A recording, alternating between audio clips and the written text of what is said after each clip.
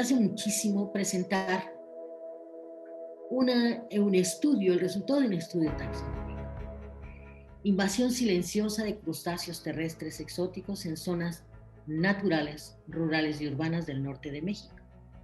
Este es un esfuerzo del equipo académico técnico adscrito al Laboratorio de Carcinología en el Centro de Investigaciones Biológicas del Noroeste, en el programa de Planeación Ambiental y Conservación. Para esto, voy a permitirme presentar a ustedes a nuestros tres integrantes de este panel entrevista. Con nosotros el doctor Murugan Gopal. Buen día, doctor. Bienvenido. Gracias, buen día, maestra. El doctor Alejandro Maeda Martínez. Muchas gracias, buenos días. Y la doctora Hortensia Obregón Barbosa. Gracias, buenos días. Vamos a dar paso, sin más preámbulo, entonces, a la presentación del doctor Alejandro Maeda Martínez. Por favor, doctor, adelante. Gracias, muy amable. Bueno, lo primero que quisiera yo mencionar es que este trabajo es de un trabajo de equipo. Es una tesis doctoral de la doctora Ilse Segura Zarzosa, pero como todas las tesis grandes, pues participan muchas personas, la doctora Hortensia Obregón, el doctor Gopal Murugan y su servidor, y es un esfuerzo también del doctor Gabino Rodríguez Almaraz, de la Facultad de Ciencias Biológicas de la Universidad Autónoma de Nuevo León. Y como ustedes verán, el esfuerzo ha sido grande, todavía no se termina, por supuesto, porque es un grupo de crustáceos muy abandonado. Revisamos en esta primera etapa varias colecciones científicas, la de la misma Universidad Autónoma de Nuevo León, la de la Universidad Juárez del Estado de Durango, la de la Universidad Autónoma de Aguascalientes y la nuestra, la colección del Centro de Investigaciones Biológicas del Noroeste. Y bueno, fue realmente, los resultados son sorprendentes, porque precisamente ahí con esa revisión de esas colecciones nos dimos cuenta que la mayoría de lo que se ha recolectado en el norte de México es ejemplares de especies de Europa, o sea, del viejo mundo, ¿no? De Europa y del norte de África, ¿no? Entonces, por eso el título, Invasión silenciosa de crustáceos terrestres exóticos. ¿Por qué? Pues porque como son organismos pequeños, ¿verdad? El tamaño promedio es 1 centímetro de largo por medio centímetro de ancho, y normalmente viven debajo de las piedras, de la hojarasca, de troncos. No son, digamos, organismos que se ven fácilmente. Sin embargo, yo creo que la mayoría de las personas conocen que son los crustáceos terrestres de este tipo, que son los Onicidia, porque los conocemos como cochinillas. ¿Por qué? Porque nuestros jardines muchas veces son abundantes, ¿sí? Pero como decía, los resultados nos indican que esas cochinillas no son de México, son del viejo mundo, ¿no? Y en principio así les puedo decir que pues vienen con las plantas, el transporte de materiales, como les gusta la madera, les gusta las raíces de las plantas, y como ahora, se supone que lo que tenemos en México de estas especies exóticas fueron traídas por los españoles, ¿no? Lo primero que me gustaría mencionar es, para el público, es que México pues, es un país megadiverso, y entre las actividades que hacen los biólogos es estudiar las especies, pero con mucha precisión. O sea, si vamos a hacer los inventarios, tenemos que hacerlos con estudios en el laboratorio. De manera antigua, con la morfología era suficiente, nada más que ya en nuestros tiempos, en los tiempos actuales, el estudio taxonómico tiene que ayudarse con otras herramientas, aparte de los microscopios, con las herramientas genéticas, ¿no? En este caso, para determinar a las especies necesitamos utilizar herramientas moleculares, los famosos análisis de ADN, y por eso lo que yo menciono que para estudiar la biodiversidad es tarea de los especialistas, ¿no? Voy a continuar con la presentación.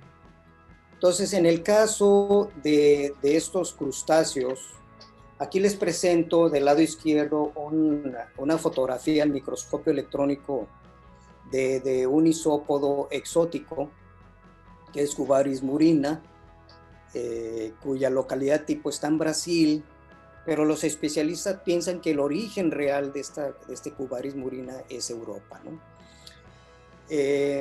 Pertenecen al reino animal, al filum Arthropoda, subfilum Crustacea, clase Malacostraca. El orden son los Isópoda y el suborden Onicidia. Entonces voy a estar hablando sobre los Onicidia, ¿no? Que son los isópodos terrestres. ¿Okay? Entonces los Onicidia es el suborden más diverso del orden Isópoda. Son organismos terrestres, viven en un amplio rango de ecosistemas, desde regiones húmedas de la montaña hasta regiones tropicales e inclusive en zonas áridas, pero siempre relacionados con partes húmedas, por ejemplo los oasis en el desierto, ¿no? ¿Por qué? Pues porque prefieren hábitats húmedos. Entonces, los Onicidia en México, pues tenemos que el último estudio, digamos, formal, fue publicado en 1960, o sea, ya pasaron muchas décadas, y hasta que el doctor Gavino Rodríguez, junto con sus colaboradores, han publicado una serie de artículos, y ahora nosotros que publicamos el año pasado, estos datos de los exóticos del norte de México. Y proponemos una hipótesis. La hipótesis es que la dispersión que está sucediendo no nada más es por acción del hombre, sino que ya estando las especies, los ejemplares en las zonas riparias, las mismas cuencas con los movimientos del agua y todo favorecen a la dispersión de estos organismos. Si fueron introducidos en la cuenca alta, simplemente por las corrientes del agua, pues van a acabar estos ejemplares en la cuenca baja, ¿no? Y viceversa, porque los animales también buscan áreas húmedas, ¿no? Y pueden caminar, ¿de acuerdo? Entonces, en la publicación ustedes pueden ver este mapa donde ya tenemos las 6 especies con sus puntos aproximados de dónde están, ¿no? Entonces, Cubaris murina, Armadillium vulgare, Agaviformis lentus, Porcellio levis, Porcellio scaver y Porcellionides pruinosus. Pues bueno, por mi parte termino aquí. Muchas gracias y les dejo una fotografía, no al microscopio electrónico, pero sí verán como la nitidez de las estructuras no es tan fácil obtenerla con microscopía de luz. En este caso es un estereoscopio, microscopio estereoscópico de luz. Bueno, muchas gracias. A sus órdenes, maestra Cintia Castro. Me saltan muchas preguntas y si usted me lo permite, yo quiero también pedirle al doctor Murugan si me ayuda con una pregunta que tengo. Así como es megadiverso nuestro país en fauna que conocemos y flora que conocemos más, ¿también lo es en estos crustáceos terrestres, doctor? Así es, sí. Bastante megadiversos. A nivel mundial, dijéramos, ¿sí competimos con otros países por esa diversidad en esta especie? Creo que sí. Uh-huh. Pero falta estudios, ¿no? Para explorar más, para encontrar más, porque Ahorita los jóvenes, ¿no?, prefieren estudiar otras cosas, pero la taxonomía, no saben qué recursos naturales tenemos con la contaminación, con la construcción, la carretera, todas las cosas que pasan, estamos, ¿no?, perdiendo, ¿no?, las especies, ¿no? Y en ese contexto que usted pone ahorita el dedo en la llaga, es decir, somos megadiversos y nos gusta mucho sacarlo a relucir. Ahora el asunto es, ¿por qué son tan importantes, doctor Hortensia? ¿Por qué sería tan importante algo que cuando niños le llamábamos cochinillas, ¿no? ¿Por qué son tan importantes? Bueno, primero, como mencionaba el doctor Murugan, no conocemos actualmente cuál es el número de especies que tenemos en México. Como son tan pequeños y pasan desapercibidos, no nos damos cuenta. Su rol en la cadena ecológica es muy importante porque son los descomponedores, ¿sí?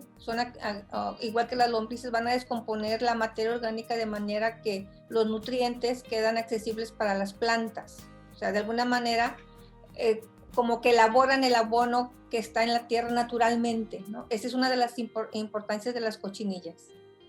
Son, dijéramos, la fábrica de alimento de las plantas. Así es, así es. Doctor Murugan, ahorita voy con ustedes, doctor Maeda, las tengo guardaditas, pero le quiero preguntar, doctor, ¿por qué se le llaman exóticas a estas especies, o esta especie en particular? Porque eso no son del lugar, ¿no? Se viene fuera del lugar. Puede ser mismo país, pero no están en un sitio donde estamos estudiando. Puede ser, estamos estudiando La Paz, encontramos todas las especies, pero una especie viene de Los Cabos, es una especie que consideramos como exótica. Y tendrían... No se ocurrió en un mismo lugar, sí. Gracias, doctor. ¿Tendrían diferente función? ¿Afectarían las locales o la función de las locales? Todo depende, ¿no? Algunas especies exóticas son invasivas, implica van a exterminar todas las especies nativas. Algunos no compiten con nada, obviamente no tiene una función mejor que, ¿no?, especies nativas, ¿no? Pero al final estamos perdiendo, ¿no?, las especies nativas en este sitio. Doctor Maeda, ahora sí arremeto contra usted, que fue quien nos abrió el mundo a estas especies. Más allá de la importancia que ustedes como biólogos lo saben, me preguntaría si la sociedad está consciente de este importantísimo patrimonio. No, definitivamente no. Si los biólogos desde 1960 que no poníamos atención, aquí, aparte de lo que nos sorprendimos de que la mayoría de los 1.400 ejemplares que revisamos son exóticos, también es importante mencionar que en Europa y en Japón han encontrado que en los parques urbanos coexisten especies nativas y especies exóticas, ¿sí? Entonces, de alguna manera, como que las especies nativas se están defendiendo de la competencia de las exóticas. Aquí lo que nos llama la atención es que no encontramos eso. O sea, en los parques, en todos los parques, o sea, más bien las muestras de los parques que revisamos, exclusivamente exóticos. Entonces, algo está pasando. Pensamos, por ser la parte norte de México, que es semiárida, o sea, no es tan húmeda, pues cualquier exótico que compita con los recursos, que se reproduzca más, pues desplaza a las especies nativas, ¿no? Entonces, esa es una preocupación que tenemos. Y como les mencionaba en la presentación, sobre los nativos, ¿qué estamos haciendo, ¿no? Primero, lo que buscamos los biólogos o los especialistas es buscar dónde están los ejemplares tipo. O sea, ya hablamos del acta de nacimiento de la especie, que es la descripción original. Bueno, en ese acta de nacimiento viene cuál es la localidad de donde se tomaron los ejemplares para determinar esa especie, para describirla como nueva especie a la ciencia. Y bueno, el doctor Mulay, cuando publicó en 1960, publicó varias nuevas especies y los organismos los depositó en una colección científica, ¿sí? Y hemos ido a revisar esas colecciones, y muchas veces nada más era un ejemplar, y bueno, ya desde 1960 a la fecha, pues como puede estar presente el ejemplar o no, depende de qué ha sucedido, ¿no? Y en este caso encontramos que aquí en Baja California Sur el doctor Mulay, de un solo ejemplar macho, describió a Venecilo stukensis. Y en esa publicación dice que es Santiago, Baja California, ¿sí? En aquel tiempo, Santiago, Baja California, no era Baja California Norte, era el territorio de Baja California Sur, ¿sí? Entonces fuimos a Santiago, Baja California Sur, y efectivamente encontramos esa especie que se describió en 1960 con un solo ejemplar. Ahora tenemos varios ejemplares de esta especie nativa, pero les platico que la especie nativa representa menos del 5% de la población de isópodos homicidios. La mayoría son las especies exóticas, ¿no? Entonces, sí estamos contra el tiempo para primero conocer bien cuáles son las especies nativas que tenemos en México, ¿sí? Y efectivamente, les digo, contra el tiempo, porque por un lado, la desecación de las áreas húmedas y por el otro lado, la invasión de las especies exóticas, pues México estamos perdiendo un capital genético, ¿no? Importante. Ustedes saben, en todo ser vivo podemos rescatar moléculas que nos pueden ser útiles para aplicación en medicina, por ejemplo, ¿no? En biotecnología. Entonces, cada especie que perdemos es que estamos perdiendo capital genético. Y eso es lo grave, creo yo. Perdón, si me permiten adelante, mencionar un poquito más. Efectivamente, algunas de las especies descritas de estos cochinillas, pues mencionan que son, normalmente habitan en los lugares húmedos, bajo hojarascas, bajo troncos. Algunas especies han sido descritas de manantiales. Pero al desecarse el manantial, esas características del microhábitat se pierden. Entonces, cuando volvemos a buscar esa especie que fue descrita de un manantial, pues encontramos que está seco y que la especie ya no la encontramos. Entonces, vamos perdiendo capital genético pues muy importante. Entonces, todo impacto que estamos haciendo al ambiente pues impacta directamente a la fauna que tenemos, ¿no? Entonces, esa es la importancia de conservar el hábitat. ¿Qué podríamos hacer? Es para los tres también la pregunta, pero la dirijo principalmente a usted, doctor. Sí, en primer lugar, como doctor Alejandro Maeda mencionó, ¿no? Educar al público, también las escuelas, ¿no? Tiene que decir qué tenemos, ¿no? Nuestro territorio. ¿Cuál es su papel, ¿no? Importante, como usted mencionó, da alimento a las plantas, ¿no? Entonces tenemos que conservar. Para que ahorita todo el mundo quiera comer, ¿no? Productos orgánicos. Implica, en lugar de utilizar, ¿no? Fertilizantes, podemos aprovechar no solo de cochinillas, también lombrices, ¿no? Entonces, educar público, también la escuela, también promover conservación, ¿no?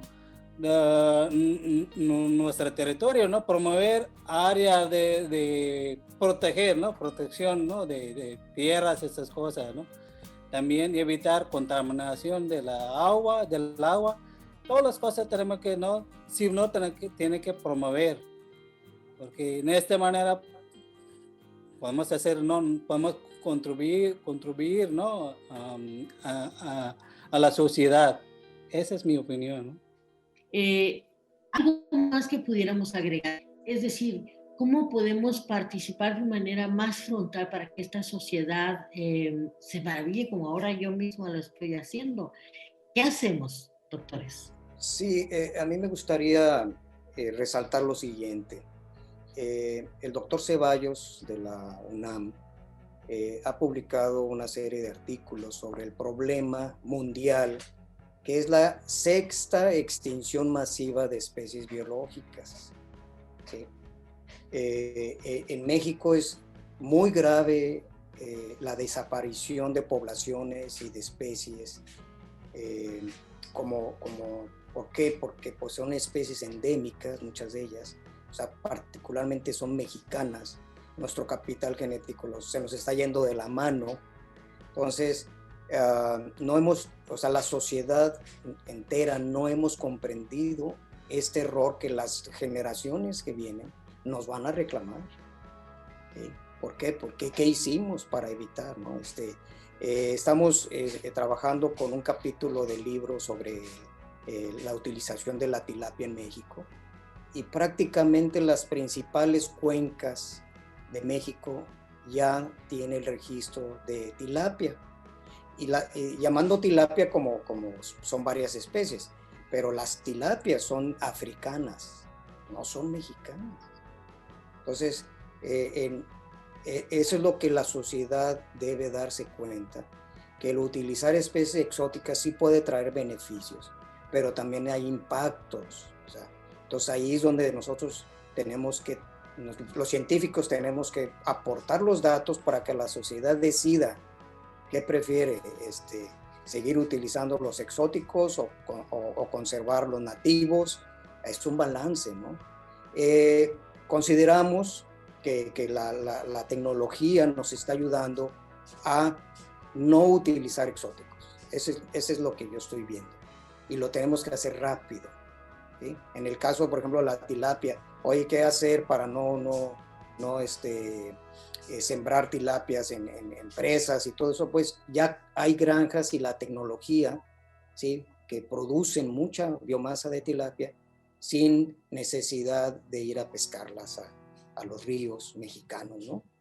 Y sobre todo, como dije, o sea, teniendo nuestras especies nativas, o sea, ¿por qué no fomentar la tecnología del cultivo de especies nativas? Pero regresando a los isópodos, pues sí, como usted dice, maestra, es solamente una pequeña ventanita, pero lo que queríamos resaltar nosotros como equipo es esa invasión silenciosa, que en este caso es de un grupo de crustáceos, pero puede ser también una invasión silenciosa de insectos o de otros grupos animales, e inclusive vegetales. La situación de los vegetales es grave, ¿no? Muchas plantas que no son mexicanas se están dispersando en nuestro país, ¿no? Por ejemplo, con la globalización actualmente, pues tenemos muchas especies exóticas que han impactado muy fuertemente al ambiente, y una de ellas, por ejemplo, es el clavel alemán. Es una planta ornamental que donde llega, como es una enredadera, mata a los árboles nativos, y se ha invertido muchísimo dinero en todo el mundo y no es posible erradicarla una vez que está establecida. Entonces debemos tener cuidado cuando nuestras autoridades nos tratan de proponer alguna especie exótica buscando un efecto benéfico, pues hay que tener mucho cuidado de qué es lo que estamos haciendo. Nosotros realizamos este estudio, luego hacemos un análisis de ADN. Entonces, este ADN sirve como un código de barras. Entonces, para otro grupo o otra persona en México, no solo acá, otra parte del mundo, para identificar estas especies. Entonces, nosotros estamos ayudando, ¿no?, promoviendo, ¿no?, la identificación de las especies, ¿no?, más rápida y fácil, ¿no?, también con certeza.